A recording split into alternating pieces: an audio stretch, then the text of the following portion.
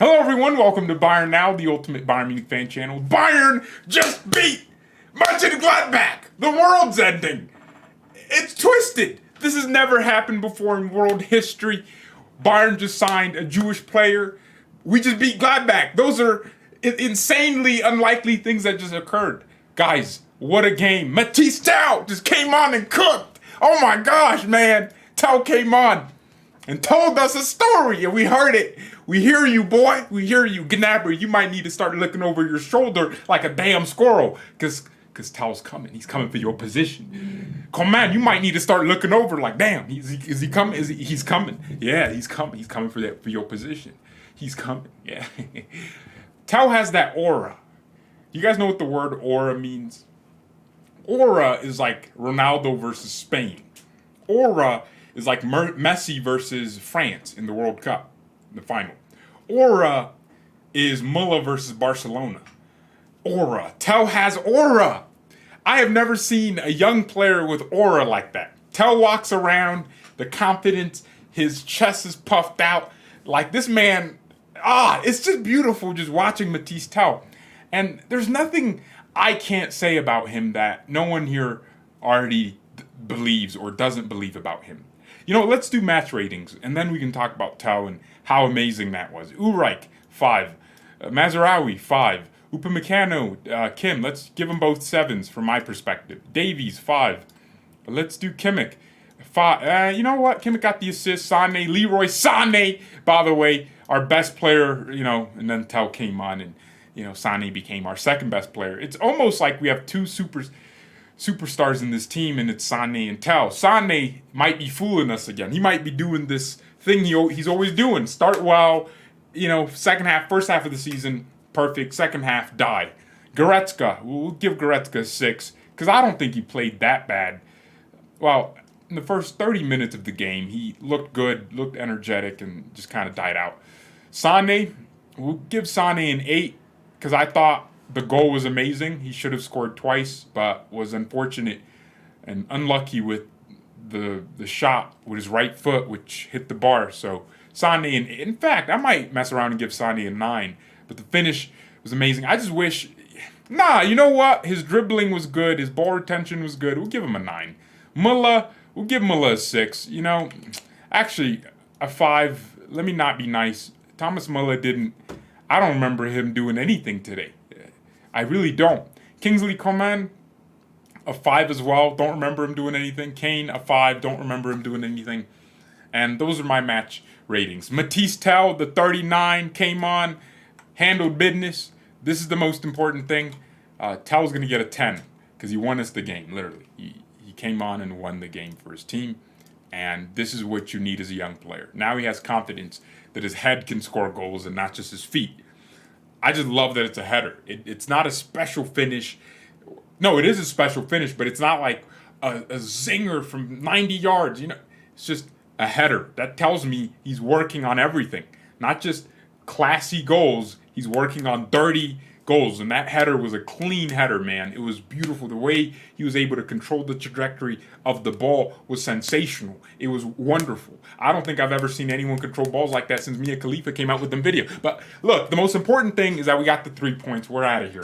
Gladbach terrorism, we don't have to witness this season, especially in their stadium. When they come to the Allianz Arena, they probably going to cook us because they're going to have revenge in their hearts. And Gladbach could have won that. They could have scored 2 goals back-to-back, but it is what it is.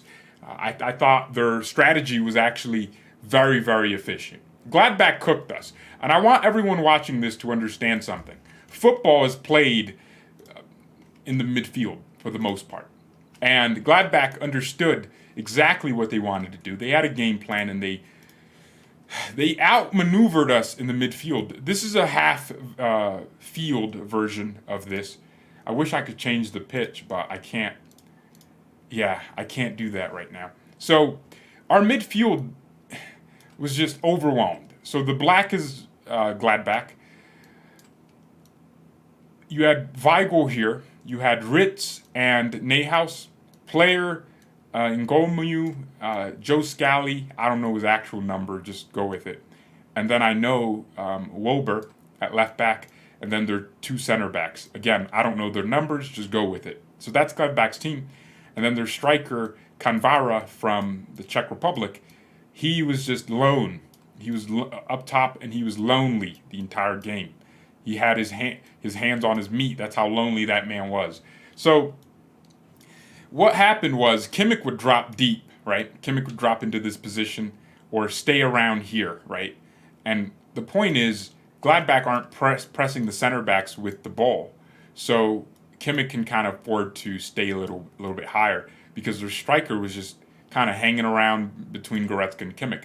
Goretzka was kind of, in these channels or here, but he was tasked to kind of just be close to the build-up enough to do something, but push forward because they kept the low block. Davies and Mazraoui would stay out wide, but it depended on the sequence.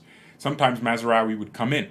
But the thing is, if you look at the numbers here, the midfield is completely dominated. Muller could never touch the ball because Weigl was behind him. Neuhaus was pressuring Goretzka. Or it was the other way where, Wright came in and, Weigl was out. Like, the midfield was completely overwhelmed by Gladbach numbers.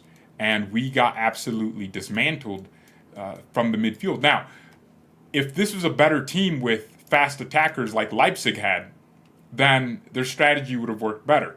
The reason Gladbach lost is because Mathys Tel scored a header, not because we did anything special. Overall in the game, we just looked uncomfortable because of this midfield dominance. Oh, I wonder what we could have done in the transfer window to prevent ourselves from being dominated in the midfield, what kind of player we needed. The point is, they controlled the midfield battle, and they won it, and that made the game incredibly unpleasant from a Bayern perspective. No chances for Kane. I don't know how many times Kane touched the ball today, but it wasn't enough. For a striker, we bought for 100 million. We need to be sending him the ball constantly. And also, when Kane touches the ball, he's here, there's players around him. Why isn't Coman making a run knowing Kane, with his back to goal, can probably see with eyes behind his head and make some weird pass to him around the corner? Kane is usually so isolated, it's sad. So Gladbach won the midfield battle. Their strategy was to keep a deep to low mid block or deep medium block, whatever you want to call it. It wasn't like a low block, like one of those Diego Simeone low blocks, but it was low enough to disrupt the rhythm that Bayern had. And it also meant by having just one striker up top and wingers that were basically extra midfielders sometimes coming in and tracking runners, it meant their striker was isolated. So they relied on set pieces, which is why their chances came from set pieces. If we were playing a team with a pacey striker who knew how to hold the ball up and pacier wingers, player's 30, he ain't that fast, right? And Ngwomu did a few good crosses, and one of his crosses led to the corner that led to the goal. But apart from that, like if their wingers were really good and their midfielders were slightly better, they win that game. And this is the problem. Like, we win, and I'm happy, but tactically speaking, we were outclassed in the midfield. Now, ultimately, 3 points is 3 points, but if you play a team like Leipzig, you are losing. And I think we play RB Leipzig pretty soon. We're going to lose that game if we're not careful. When is the Leipzig game? RB Leipzig. Oh, what the heck? Dude, I thought we were playing them in 3 weeks or something. What? We play Leipzig in February. Wait, no, that's the second half of the season. So when do we play them, like, in the Bundesliga? Oh, September 30th. So this month. Okay, I was right. We are playing Leipzig this month. And that ain't good. Because that's a team and it's away from home as well. So a transition team with fast, pacey strikers who's going to use the same tactics they used against us, the Allianz Arena and the Pokal in the Super Cup final. This is going to be a problem. We're going to be seeing teams dominate our midfield with numbers. They know Goretzka's out of form and Kimmich's slightly out of form, but Kimmich's pass to Sane today was great, and that's exactly the position we need Kimmich in. Instead of him being a DM, a holding midfielder, we need Kimmich to be almost an advanced number 8, creating chances higher up the field. But instead, he's babysitting grown men. So teams are going to realize they can just pack the midfield and go for set pieces. And if you're a high-quality team like Leipzig, you can afford to do that, but also attack us with possessional play. So I'm not looking forward to the season because we don't have a DM. I'm not looking forward to. I don't think people understand, like, when you hear the name Bayern for an opponent, right now you kind of get excited. Teams aren't as scared of us because they think they have a chance, and they're going to watch that Gladbach game and go, Gladbach's a team that's not in form, and they almost just beat Bayern, if not for a Mathys Tel late winner. That's the perspective. So, speaking of Tel, the kid really, I think this is the perfect way to use Tel. I don't think we should be trying to rush him into being a starter and putting much more pressure on him. I think he can handle it, but I'd much rather us use Tel the way we're using him, 20 minutes, 30 minutes. I think he's now becoming the first sub we bring on, and he's going to keep developing his game. I don't think we should just. I mean, I think if he's better than Gnabry in training and scoring and in form, then yeah, you start him over Gnabry if that's the choice. But I don't want anyone trying to tell me we need to. Maybe Tao and Kane in a front two could work, you know? Maybe our midfield could consist of Limer. See, maybe that's the way we solve these problems. We think outside of the box. Right now, Musiala isn't available. So why don't you just go with two strikers? It could be Kane and Chupo, or Kane and Tao, right? You go with two strikers, and Sané playing behind them in a weird hybrid role. Or you go with a 4-4-2, or I don't know. You just do anything you can to allow yourself to play to your strengths. Our strengths are we have a good young striker and a great established striker. And our weaknesses are the midfield. So if we can find a way to add numbers to the midfield while adding our firepower up front and playing to that strength, then that's how we win every game. But yeah, let me go to the comments. You guys usually have some smart things to say. We have two new members on the channel. Rems, welcome to the Club Ultras, man. Woo! My man Rems. Yeah, I appreciate. We got two new members today on one stream. That is a record. And it lifts my mood because of what happened in my house this morning, man. Someone came to my driveway and my sister's car was parked outside and stole the car. But thankfully, insurance exists, and I hope the cops find the car. It was a nice car as well, and they busted the car didn't even go off, or I would have heard. I wish they got inside my house because somebody would be dead, and it ain't me. So, yeah, I wish they made the mistake of doing that. I was pissed this morning, but we're here. We made the stream, and you guys lift my mood, so I appreciate that. I really do. Why did she park her car, man? Whatever. Do I need to pay to become a member? Yeah, you do. You do. But yeah, guys, I hope the cops find the person. Apparently there's like a 90% chance they do. Also, our neighbors had cameras. So, yeah, they know exactly what time. They told us they heard it on their cameras at around that time.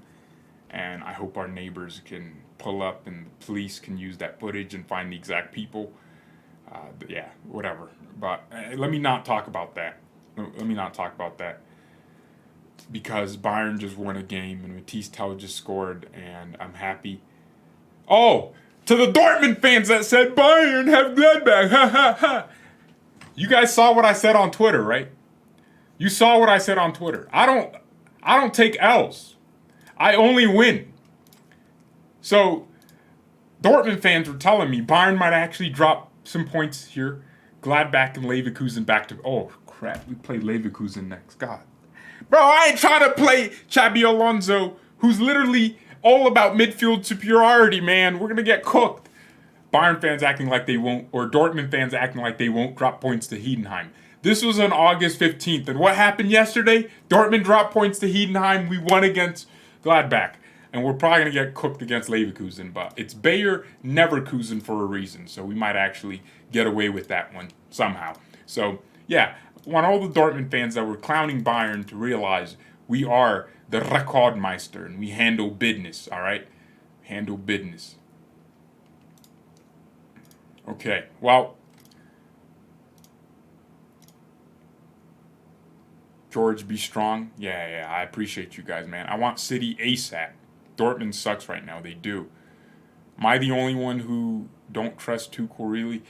You're not, because Thomas Tuchel can complain about not getting a DM. The matter of the fact is, we didn't get one, so, you got to work with what you got. So, dude, I'm not noticing a pattern of play. I watched Leverkusen this morning for about 15 minutes, and I was reminded of how they play. I've watched them a couple times, and they play the same. You'll watch, Granit Xhaka is at the heart of everything. If he gets injured, they're screwed.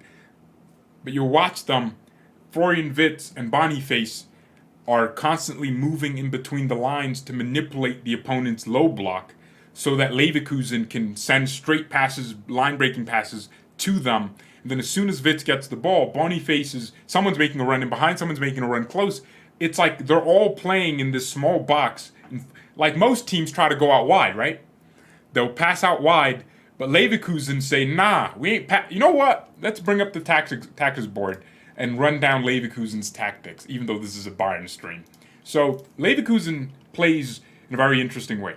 So most teams play a low block, right? Let's say Leverkusen were the ones playing this team, right? This is how the team would be shaped.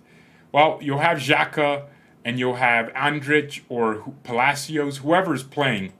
And the point is, they have a back three. Tar, Tapsoba, and let's say this is their center back. And these are two midfielders.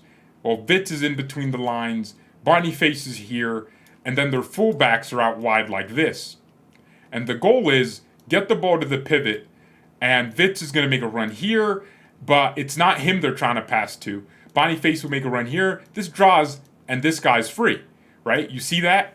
It's constantly noticeable what they're trying to do with their patterns, right? And then Xhaka will pass here, and then the pass is obvious to the fullback, and then across while these two run into the box, right? It's constant movement, or sometimes it'll be this guy moves here, and then Boniface moves here, and then they move here, and then it's like Wirtz goes in, and it's a very noticeable pattern of play that you guys will love when we sign Xabi Alonso as our next manager. I'm joking. We're not signing him. Madrid's definitely going to steal him from the market, and he's probably going to win 10 Champions Leagues there. But I don't see a pattern of play, and Deslu says he does. He says, I do. Like a marriage, I do. I feel bad for Paulinho, went back to England just to lose 5-1 from City, and Haaland scoring a hat-trick. Nah, I'm glad. I'm happy Fulham are failing.